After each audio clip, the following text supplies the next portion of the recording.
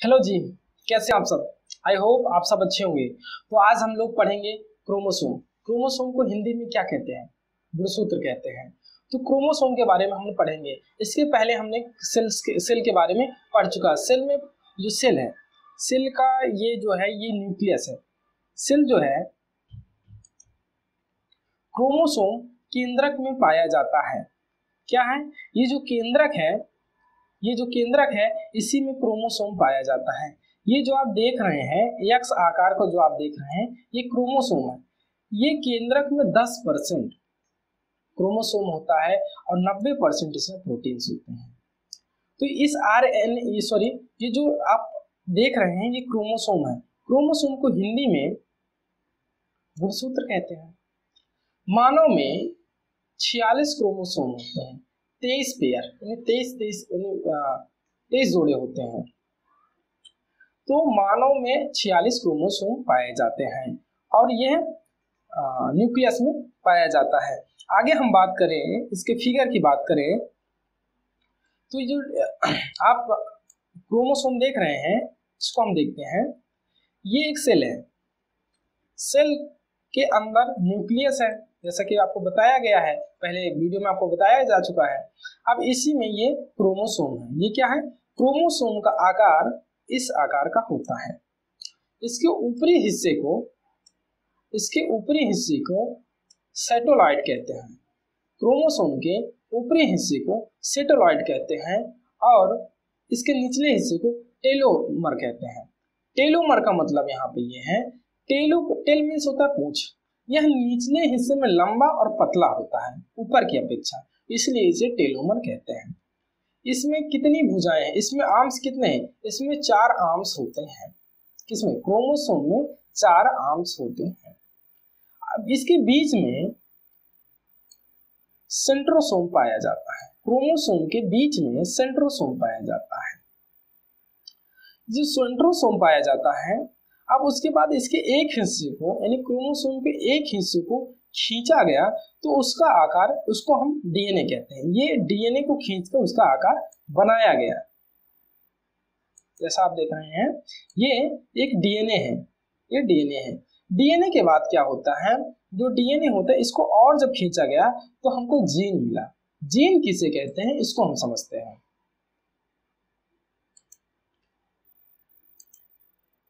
Gene ये एक DNA है।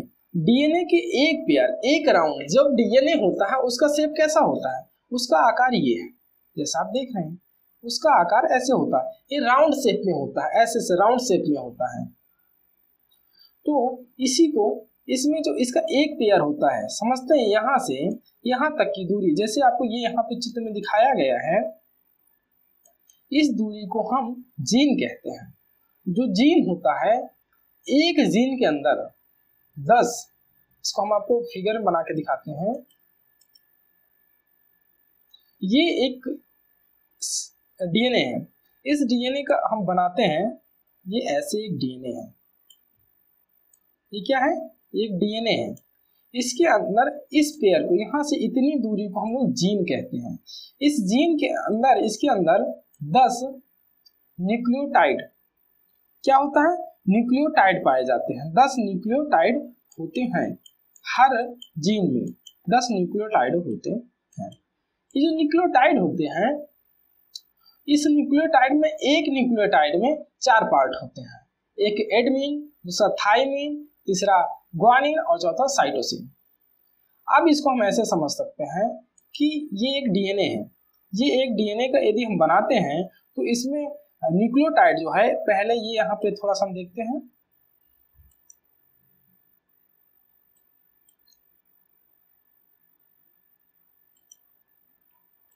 ये ऐसे करके, मतलब ये यानी अलग अलग, ये होगा एडमिन, थाइमिन, ग्वानिन और साइटोसिन। ये 4 मिलके एक न्यूक्लियोटाइड का निर्माण करते हैं। एक जीन में 10 न्यूक्लियोटाइड होते हैं और एक न्यूक्लियोटाइड में 4 पार्ट होते हैं, जिसे एडमिन, थाइमिन, ग्वानिन, साइटोसिन कहा जाता है। अब उसके बाद हम बात करते हैं आगे।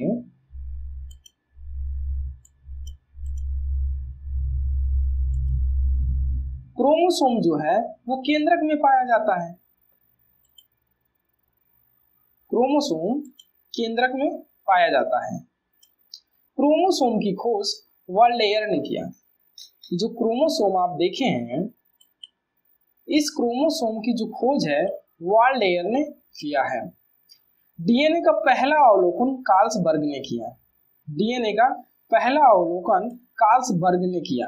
ये डीएनए आप देख रहे हैं, इसको ध्यान से देखा किसने, इसका अवलोकन, इसके बारे में जानकारी किसने लिया, किसने लिया, इसका कार्लसबर्ग ने लिया। डीएनए का मॉडल वाटसन और क्रिक ने खींचा। ये जो आप डीएनए इसमें देखे हैं, ये जो डीएनए का खींचा गया, एक क्रोमोसोम को जो जूम किया गया तो उसमें पाया गया डीएनए। तो डीएनए का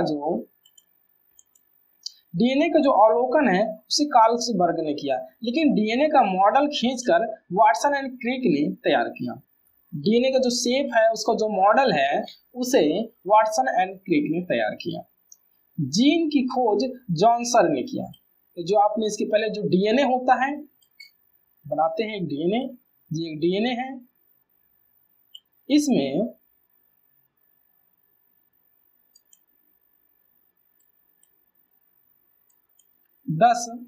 क्या होते हैं, इसमें 10 न्यूक्लियोटाइड पाए जाते हैं। जो न्यूक्लियोटाइड है, ये यहां से डीएनए की इतनी दूरी को हम जीन कहते हैं। हरगोबिंद खुराना ने जीन को चेंज करने का कार्य किया। हरगोबिंद खुराना ने जीन को चेंज करने का कार्य किया। तो जैसे ये इसका जीन है, इसमें से 10 न्यूक्लियोटाइड हैं। जो न्यूक्लियोटाइड है, इसमें यानी कि जो शरीर का निर्माण होता है, उसमें हम ये देखते हैं कि कौन सा इसमें से न्यूक्लियोटाइड शरीर के किस हिस्से का निर्माण करता है। तो इसकी बात करें तो हरगोबिंद खुराना ने जीन चेंज करने का कार्य किया। इंग्लैंड में एक गाय है जिसका नाम होल्स्टीन गाय है। होल्स्टीन गाय एक बार में 80 लीटर दूध देती है, एक दिन में जो 80 लीटर दूध देती है। और इंडिया की जो गाय है वो फिजिशियन है, तो फिजिशियन जो है वो 10 लीटर दूध देती है। जो इंग्लैंड की गाय होल्स्टीन है, उसको उसके रहने का जो स्थान है वो रहती कैसे है, उसके रहने के लिए हमें पंखे की जरूरत पड़ेगी, एसी की जरूरत पड़ेगी, ठंडे अच्छे वातावरण की जरूरत पड़ेगी, एक अच्छे घर की जरूरत पड़ेगी, उसको रहने बैठने के लिए सारी चीजें व्यवस्था अच्छी तरीके से होनी चाहिए। लेकिन इंडिया में ये सारी चीजें उपलब्ध नहीं हो सकती हैं, हो सकती हैं, लेकिन रीजन ये है कि वो हमारा 80 लीटर दूध किसी काम का नहीं रहेगा जब हमारे पास इतने बिजली के बिल अधिक आ जाएगी, इतनी हमको सेवा करनी पड़ेगी, तो इतने तो यहाँ पे लोग दूध इतना खरीद ही लेंगे। अब बात करें इंडिया की जो फिजिशियन गाय है, वो हर एक वातावरण में रह लेती है, चाहे गर्मी हो या ठंडी हो या बारिश हो, कोई भी मौसम हो, हर मौसम में रह लेती है। तो इसमें किया क्या गया कि जो इंडिया की जो गाय थी उसके जीन में परिवर्तन किया गया। उसके जीन में परिवर्तन कैसे किया गया कि जो इंडिया की गाय थी उसका जीन में ऐसे परिवर्तन किया गया कि जो इंग्लैंड की गाय थी, होल्स्टीन गाय थी, उसका जो दूध देने वाला जीन है, जो दूध देने वाला जीन है, उसको उठा के इंडिया के गाय के में डाल दिया गया। जब इंडिया के गाय में डाल दिया गया तो क्या हुआ, जीन ही शरीर के बनावट का, शरीर के आकार का, उसके साइज का निर्धारण जीन करता है। तो वहां पे जब जीन को बदल दिया गया तो क्या हुआ कि जो दूध देने वाली होल्स्टीन गाय का जो जीन दूध देती है, उस जीन को उठा के इंडिया गाय में डाला गया। तो उससे क्या हुआ कि उसके जीन में परिवर्तन हो गया, क्योंकि उसका जो पहले जीन था उस जीन में तो 10 लीटर सीमित था दूध देने का, लेकिन जब इंग्लैंड की गाय का जीन उसमें इंटर कर दिया गया जो कि 80 लीटर दूध देता है, तो वो उस हिसाब से उसका शरीर, उसके शरीर में दूध का जो जितने हिस्से हैं वो जीन के हिसाब से परिवर्तित हो गए हैं। जब उससे परिवर्तन हो गए तो जो इंडिया की गाय थी 10 लीटर दूध देती है, होल्स्टीन इंग्लैंड की गाय 80 लीटर दूध देती थी, इन दोनों के बीच का एवरेज निकाला गया। जरूरी नहीं कि जितना वहां पे रहने पे वो दूध देती है, यानी उसके जीन जो होल्स्टीन गाय है इंग्लैंड में जितना दूध देती है, इंडिया के गाय में उसके जीन को परिवर्तन करने पे उतना दूध नहीं दे सकती है। बिकॉज इसका रीजन ये है कि उसके शरीर का भी, बनावट का भी आकार में फर्क पड़ता है। जीन जो दूध देने, इंग्लैंड की जो गाय है उसका जो जीन है दूध देने का, वो उसके शरीर पे भी डिपेंड कर, उसी हिसाब से उसका शरीर भी बना होगा, इसलिए वो 80 लीटर दूध। देखिए इंडिया में की जो गाय फिजिशियन है उसमें तो ये सारी चीजें नहीं थी, वो उसका अलग आकार भी अलग होगा, उसकी बनावट भी अलग होगी, उसके अंदर की क्वालिटी भी अलग होगी। तो यहाँ पे क्या किया गया, जब उसके जीन को परिवर्तन किया गया तो उसके शरीर में तो कोई फर्क नहीं पड़ा, लेकिन दूध में फर्क पड़ा। उसके दूध में ये फर्क पड़ा कि जो इंडिया की गाय थी उसके दूध वो 45 से समथिंग 50 लीटर दूध उसका एवरेज आता है। तो इस तरह करने से हरगोविंद खुराना ने पहली बार जीन को चेंज करने का कार्य किया गया था। लेकिन यहाँ पे जो गाय का चेंज यहाँ पे किया गया है, इसे यानी हरगोविंद खुराना जी ने नहीं किया, लेकिन सबसे पहली बार उन्होंने चेंज करने का कार्य किया। तो यहाँ पे ये हुआ कि हमको इंग्लैंड से गाय इंडिया लानी भी नहीं पड़ी, हमें इतना पैसा खर्च भी नहीं करना पड़ा, और हमें ऐसे पर्यावरण की आवश्यकता भी नहीं पड़ी है। तो यहाँ पे हमको जीन चेंज करने से फायदे हुए। लेकिन यदि इसी कंडीशन में किसी का जीन, किसी इंसान का जीन जो के शरीर में, यदि हम बैल के जीन को जो उसके सर पे सींग उगाता है उस जीन को उठा के किसी इंसान में डाल दें तो क्या होगा, मानव के शरीर में भी सींग निकल आएंगी। और किसी बकरी के, जो बकरी का सर का निर्माण करता है जो जीन, जो ऑर्डर देता है, उस जीन को उठा के किसी गधे के अंदर डाल दिया जाए तो उसके सर में भी परिवर्तन आ जाएगा। तो इसलिए भारत सरकार ने क्या किया कि जितने भी जानवरों, पशु पक्षी हैं, उनके जीन में जो परिवर्तन है उस पर रोक लगा दिया। उन्होंने सभी जीव जंतुओं के जीन परिवर्तन पर रोक लगाया, लेकिन उन्होंने सब्जियों के परिवर्तन में कोई रोक नहीं लगाया। सब्जियों को जो जीन है उसमें परिवर्तन में उन्होंने कोई रोक नहीं लगाया है। अब आगे हम बात करते हैं आरएनए से डीएनए और डीएनए से आरएनए बनाया। आरएनए से डीएनए बनाया, डीएनए से आरएनए बनाया जा सकता है और आरएनए से डीएनए बनाया जा सकता है। और यदि एग्जांपल के तौर पे यहाँ पे हम देखते हैं, एक यदि बैगन है, क्या है,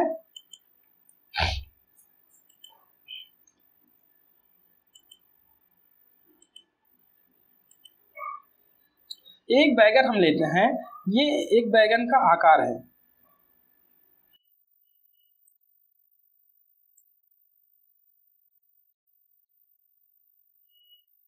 ये एक बैगन है। इस बैगन का जो जीन है वो क्या करता है, इसके साइज का निर्धारण करता है। एक बैगन से दूसरा बैगन तैयार होता है उसके जीन के द्वारा, सेम तैयार होता है। लेकिन यदि इसके आकार को जो निर्धारित करता है, उसके जीन में परिवर्तन करके एक कुहड़ा होता है, तो उस कुहड़े के जीन को इसमें उसके आकार वाले जीन को उठा के यदि हम यहाँ पे यानी बैगन में डाल देंगे तो क्या होगा, परिवर्तन ऐसा हो सकता है कि इसके बैगन का जो आकार है वो तो मतलब इसका जो बनावट है, उसकी पूंछ उसी तरह रहेगी, मतलब उसके ऊपरी हिस्सा उसी तरह रहेगा, उसका कलर वैसे ही रहेगा, उसका बीज वैसे ही रहेगा, लेकिन परिवर्तन उसके आकार में आ जाएगा, तो बैगन काफी बड़ा हो जाएगा। इसी तरह एक एग्जांपल ये है कि जो आज इस समय करेला चलता है, आज काफी बड़े बड़े करेले मिलने लगे हैं। उसमें क्या हुआ, उसके जीन में पहले के जो करेले होते थे वो छोटे होते थे, क्या होते थे, छोटे होते थे, लेकिन अब जो करेला आ रहा है वो काफी बड़ा होने लगा है, वो मतलब काफी बड़ा, मतलब लौकी के आकार का होने लगा है। तो उसके जीन में भी परिवर्तन किया गया है, उसके यानी कि उसका जो आकार था उसको हटा के किसी दूसरे चीज के, जैसे लौकी है, उसकी जो लौकी के जो आकार बढ़ाता है उस जीन को उठा के किसमें, करेले में डाल दिया गया। जब करेले में डाल दिया गया तो उसको ऑर्डर दिया कि तुमको आकार अपना बड़ा बनाना है, तो उसने अपने यानी कि करेले का आकार काफी बड़ा बनाया गया है।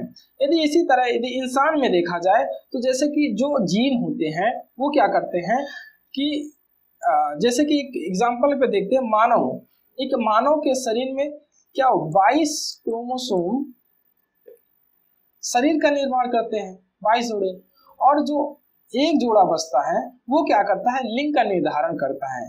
तो जो लिंग का निर्धारण करता है, तो यदि मेल में, अब मेल में मेल में XY क्रोमोसोम पाया जाता है, लेकिन फीमेल में XX पाया जाता है। जो ह्यूमन का यानी आदमी का मेल का XY है, यदि उसमें से X और फीमेल का X मिलता तो लड़की का निर्माण होता है, यदि XY मिलते हैं तो एक लड़के का निर्माण होता है। तो इस तरह से हम समझ सकते हैं कि जीन परिवर्तन से काफी चीजें बदल जाती, जीन पर जिस चीज का जीन परिवर्तन होगा वो चीजें बदल जाती हैं। आगे हम लोग देखते हैं कि जो डीएनए होता है, ये जो हम डीएनए देख रहे हैं इसमें क्या होता है, ये दो हिस्से हैं, क्या है, दोनों तरफ से बंधा हुआ है, तो इसको हम डबल हेलिक्स बोलते हैं, डबल स्टैंडर्ड बोलते हैं। और जो आरएनए होता है, आरएनए दिखाते हैं, जो आरएनए होता है वो क्या होता है, सिंगल हेलिक्स होता है। ये क्या होता है, ये आरएनए है, ये क्या कहलाएगा, सिंगल हेलिक्स होता है। इसमें एक ही होता है, जिसकी भुजाएं हैं एक ही है, तो इसको सिंगल हेलिक्स बोलते हैं। और डीएनए को में डबल हेलिक्स होते हैं, डबल बोल होते हैं।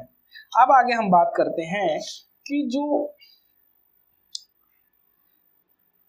एडमीन होते हैं और थाइमिन होते हैं वो डबल बॉन्ड बनाते हैं, और जो ग्वानिन और साइटोसिन होते हैं ये क्या करते हैं, ये ट्रिपल बॉन्ड बनाते हैं। आगे देखते हैं,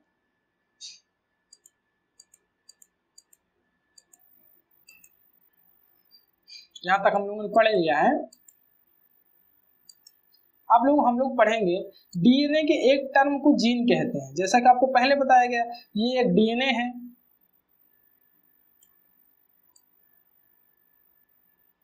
ये एक डीएनए है, इसमें ऐसे ऐसे इसमें खींचा हुआ है, यानी कि न्यूक्लियोटाइड यहाँ पे प्रेजेंट है। तो यहां से यहां तक की दूरी, ये दूरी जीन कहलाता है। तो यानी कि डीएनए के एक राउंड शेप को जो एक तरफ घूमता है तो उसको एक टर्म्स कहते हैं। एक टर्म से 9 न्यूक्लियोटाइड होते हैं, जैसे कि आपको बताया गया कि एक जीन में 10 न्यूक्लियोटाइड होते हैं।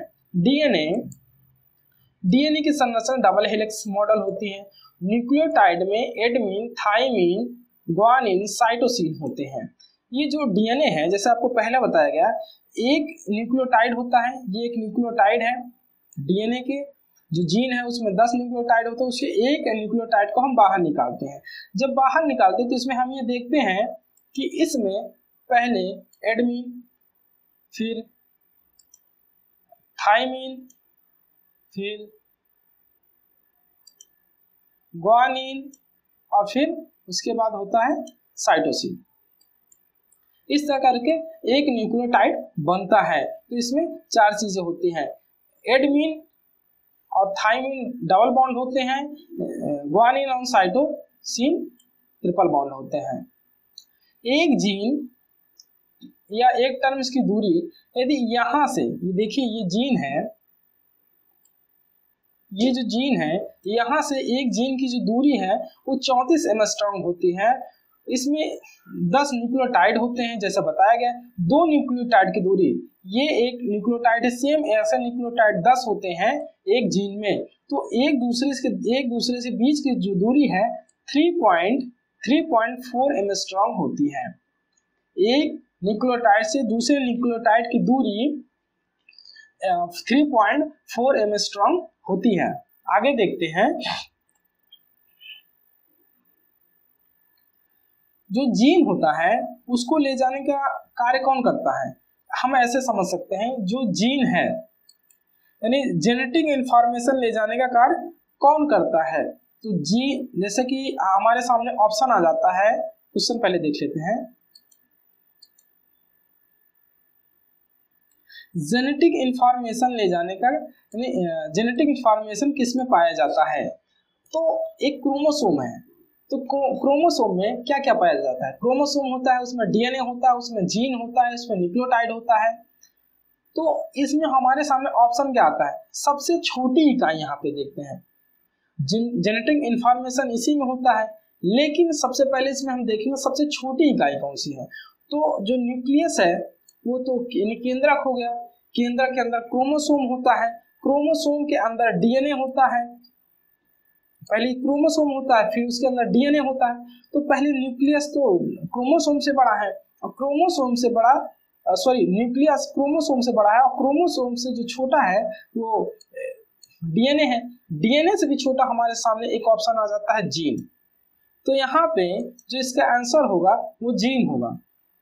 जेनेटिक इंफॉर्मेशन ले जाने का कार्य किसमें पाया, जेनेटिक इंफॉर्मेशन किसमें पाया जाता है, तो वो जीन में होता है। यदि जीन ना होता तो डीएनए कहते हैं, और डीएनए ना होता तो क्रोमोसोम कहते हैं, और क्रोमोसोम ना होता तो न्यूक्लियस कहते हैं। आगे हम लोग देखते हैं कि थोड़ा सा, और इसके पहले हम देखते हैं, यहीं पे हम बात कर लेते हैं आरएनए की। आरएनए क्या होता है, वो सिंगल बॉन्ड होता है। आरएनए सिंगल बॉन्ड होता है, इसे सिंगल हेलिक्स, सॉरी इसे आरएनए में सिंगल हेलिक्स होता है। यह एक कोशिकीय जीव में पाया जाता है, ये प्रोकैरियोटिक जीव में पाया जाता है अधिकतर। इसमें वायरस को जेनेटिक इंफॉर्मेशन आरएनए में होता है। जो वायरस होते हैं, जैसा कि इस समय कोरोना है, कोरोना जो वायरस है उसमें जो है वो आरएनए पर होता है। जो आरएनए क्रोमोसोम आरएनए होता है, तो वो क्या करता है, उसमें क्रोमोसोम में जो एक कोशिकीय जीव होते हैं उसमें रिप्रोडक्शन बहुत जल्दी होता है। अपने जैसे समान संतति को उत्पन्न करने की क्षमता अधिक होती है, वो बहुत जल्दी जल्दी अपनी रिप्रोडक्शन का कार्य करते हैं। ये बहुत जल्दी अपना रूप भी बदल लेते हैं। इनका जो आकार है वो जब जल्दी जल्दी जब एक होगा, हम एक जैसे अपनी संतति बनाएंगे तो समथिंग होगा, दूसरा बनाएंगे तो भी समान होगा। लेकिन जब बहुत ज्यादा अपने जैसे हम फोटो कॉपी करना स्टार्ट कर देंगे तो कहीं ना कहीं हमसे गलतियां होना स्टार्ट हो जाते हैं। जब हम एक फोटो कॉपी को हम कई बार फोटो कॉपी करते हैं तो क्या होता है, यदि फोटो कॉपी मशीन में कभी उसका कलर में डिफरेंट आ जाता है, कभी कुछ ना कुछ मिसमैच होने लगता है, तो इसमें इनका रूप भी बदल जाता है।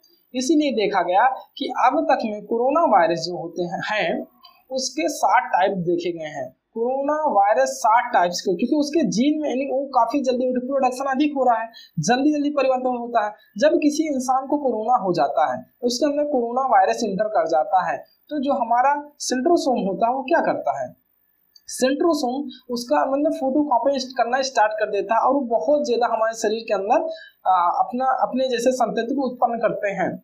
तो यदि कई जगह ऐसा उत्पन्न होता है, यदि हम साउथ अफ्रीका की बात करें और ब्रिट्रेस की बात करें, तो वहां की जो कोरोना वायरस है वो काफी घातक है, काफी डेंजरस है। यानी कि जीन का जो उनका परिवर्तन है, उनमें जीन में काफी ज्यादा परिवर्तन आ गए हैं। अगला हम देखते हैं, आगे हम देखेंगे कि ये तो आपने देखा ये डीएनए है, ये आरएनए है, इसमें ये डबल बॉन्ड है, यानी कि सॉरी डबल हेलिक्स है, और इसमें सिंगल है। अब हम बात यहाँ पे कर लेते हैं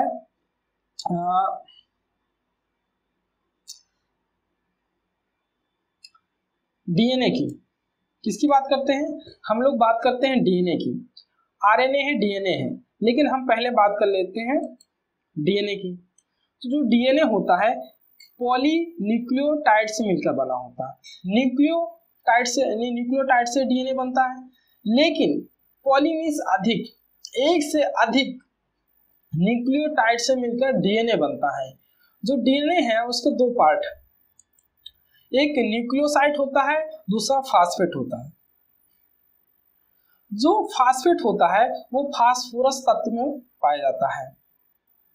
फास्फेट में फास्फोरस पाया जाता है, और जो न्यूक्लियोसाइड होता है उसके 2 पार्ट होते हैं। 2 हम ऐसे समझते हैं, एक शुगर और दूसरा नाइट्रोजन बेस। जो शुगर होते हैं उसमें डाईऑक्सीराइबोज शुगर होता है और राइबोज शुगर होता है। डाईऑक्सीराइबोज शुगर होता है और राइबोज शुगर होता है। जो डाईऑक्सीराइबोज शुगर होता है वही डीएनए तो क्या करता है, डीएनए बनाता है। और जो नाइट्रोजन बेस होता है वो उसके 2 भाग होते हैं। वो क्या करता है, एक प्यूरिन एक पायरिडमीन बनाता है। जो प्यूरिन होता है उसमें एडमीन और ग्वानिन होते हैं, और जो पायरिडमीन होता है उसमें क्या क्या पाया जाता है, उसमें थायमिन और सेंट्रोसिन पाया जाता है, सॉरी साइटोसिन पाया जाता है। साइटोसिन पाया जाता है। जो ग्वानिन एडमिन और ग्वानिन, थाइमिन और साइटोसिन, ये चारों मिलके क्या करते हैं, एक डीएनए बनाते हैं, यानी डीएनए के एक न्यूक्लियोटाइड को बनाते हैं। एक न्यूक्लियोटाइड जो होता है वो चार चीजों से मिलकर बना होता है, एडमिन, ग्वानिन, थाइमिन और साइटोसिन। इन चार चीजों से मिलकर एक डीएनए का न्यूक्लियोटाइड बनता है और कई न्यूक्लियोटाइड मिलकर एक डीएनए का निर्माण करते हैं, या 10 न्यूक्लियोटाइड मिलकर एक जीन बनाते हैं और कई हजारों की संख्या में न्यूक्लियोटाइड मिलकर एक डीएनए बनाते हैं। यहाँ पे लिखे एडमिन, थाइमिन, ग्वानिन, साइटोसिन। अब हम इसी तरह बात कर लेते हैं आरएनए की। आरएनए क्या है, ये इसमें भी कई न्यूक्लियोटाइड से मिलकर आरएनए बना होता है। इसमें न्यूक्लियोसाइड भी पाया जाता है और फास्फेट पाया जाता है। इसमें जो फास्फेट पाया जाता है, इसमें जो फास्फेट होता है उसमें फास्फोरस तत्व पाए जाते हैं। जो न्यूक्लियोसाइड है इसके भी दो भाग होते हैं, एक शुगर होता है, एक नाइट्रोजन बेस। जो शुगर होता है उसमें क्या होता है, राइबोज शुगर और डाईऑक्सी राइबोज शुगर होते हैं। तो ये जो राइबोज शुगर होता है, यानी कि शुगर ही राइबोज शुगर बनाता है, जिससे डीएनए यानी आरएनए बनता है। क्या होता है, ये आरएनए बनाता है। उसके बाद बात करते हैं नाइट्रोजन बेस। नाइट्रोजन बेस में क्या होता है, इसके भी यहाँ पे आपको हम दिखाते हैं थोड़ा सा।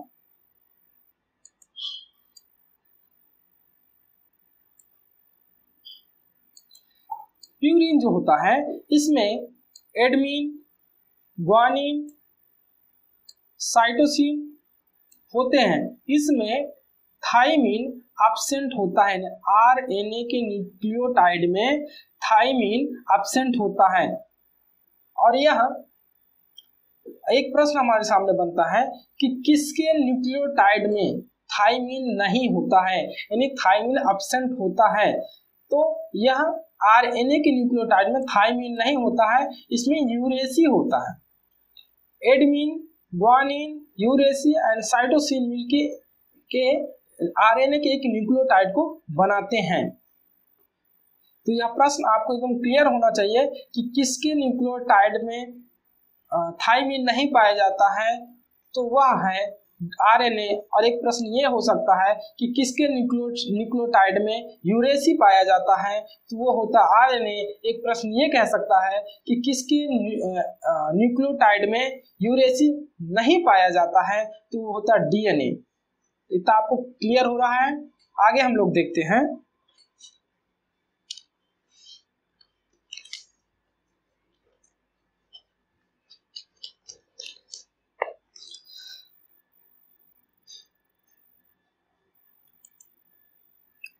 ये हम आरएनए की बात करते हैं। तो आरएनए ये जो होता है, जो आरएनए के चार पार्ट होते हैं, आरएनए के चार पार्ट होते हैं, M RNA, T RNA, R RNA. जो एम आरएनए होता है ये क्या करता है, ये मैसेज का कार्य करता है, ये सूचकांक होता है, ये सूचना देता है। ये किसको सूचना देता है, तो यह टी आरएनए को सूचना देता है। टी आरएनए का कार्य होता है ट्रांसफर करना, टी आरएनए का कार्य होता है ट्रांसफर करना। और उसके बाद आता है आर आरएनए, ये इसमें राइबोसोम आरएनए को राइबोसोम आरएनए कहते हैं। यह क्या करता है, यह प्रोटीन का निर्माण करता है। तो हम समझते हैं कि ये कैसे कार्य करता है। यह जो एम आरएनए है वो गले में पाया जाता है, इंसान के गले में आर आरएनए पाया जाता है, सॉरी एम आरएनए पाया जाता है। और हम जब कोई खाना खाते हैं तो वह उसकी सूचना वह किसको देता है, किसको देता है, टी आरएनए को देता है।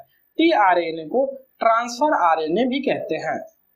जब वो टी आरएनए को इंफॉर्मेशन देता है कि भाई अंदर यानी मुंह में पेट के अंदर कुछ आया, मतलब खाना आया, उसमें एमिनो एसिड है, आप आइए, तो टी आरएनए क्या करता है, तो टी आरएनए पूरे शरीर में घूमता रहता है। टी आरएनए पूरी बॉडी में वो टहलता रहता है। वो क्या करता है कि जैसे ही भोजन हमारे शरीर के अंदर जाता है तो वहां पहुंचता है और वहां से क्या करता है, एमिनो एसिड को लेता है एमिनो एसिड को लेके 10 एमिनो एसिड को लिया और वो फटाक भुजान दो आरएनए यानी के पास राइबोसोम आरएनए के पास पहुंचता है। राइबोसोम आरएनए के पास पहुंचने के बाद वो उसको जो एमिनो एसिड लेके आता है, मतलब टीआरएनए भोजन से निकले जो एमिनो एसिड है उसको वो ले जाके राइबोसोम आरएनए को दे देता है। तो आरएनए क्या करता है, उस इनके हमारे शरीर में पहले से ही, आपको पहले वीडियो में बताया जा चुका है कि शरीर में पहले से प्रेजेंट 10 एमिनो एसिड प्रेजेंट होते हैं। तो वो क्या करता है, उस 10 एमिनो एसिड को और टीआरएनए के द्वारा लाए गए 10 एमिनो एसिड को जोड़े तो 20 एमिनो एसिड बनता है। उस 20 एमिनो एसिड से राइबोसोम क्या करता है, एक प्रोटीन का निर्माण करता है। तो हमारे शरीर में प्रोटीन का निर्माण कौन करता है, राइबोसोम करता है। जैसे इसके पहले हम आपको बता चुके हैं, अगली क्लास में हमको पढ़ाए हैं कि राइबोसोम जो होता है वो रफ एंडोप्लाज्मिक रेटिकुलम में पाया जाता है। तो जो राइबोसोम होता है वही प्रोटीन का निर्माण करता है। तो यहाँ पर हम सिंपल सी भाषा में आप समझ सकते हैं कि जब हम खाना खाते हैं तो mRNA टीआरएनए से कहता है कि भाई साहब मुंह में पेट में खाना आ चुका है। तो टीआरएनए क्या जाता है, भोजन के पास जाता है, वहां से छांट के ढूंढ के जितना यानी कि एमिनो एसिड को लेता है, एमिनो एसिड लेके धीरे धीरे डूबते डूबते किसके पास पहुंचता है, वो राइबोसोम आरएनए के पास पहुंचता है और उसको एमिनो एसिड देता है। जैसे वो 10 एमिनो एसिड को पाता है और शरीर में पहले से उपस्थित 10 एमिनो एसिड को लेकर एक प्रोटीन का निर्माण कर देता है। यहां तक आपको क्लियर हो रहा है, यहां तक आपको क्लियर हुआ। अब उसके बाद हम बात करते हैं, अब इसको और आप अच्छी भाषा में आप समझ सकते हैं।